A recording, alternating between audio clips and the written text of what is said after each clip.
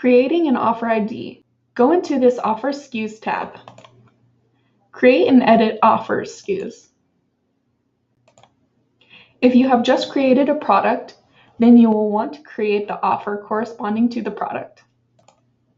You will want the offer ID to match the SKU that you are selling within your platform.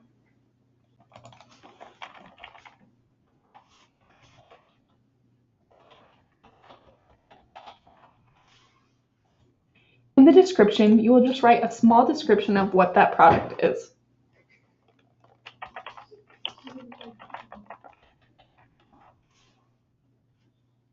You will want to connect this SKU to a product. Go into the Product Clusters tab and type in the product that you're wanting to link this SKU to.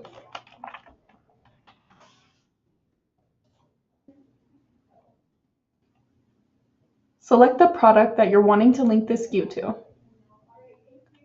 Click Submit. You have now connected the offer ID with the corresponding product ID. Then click Save.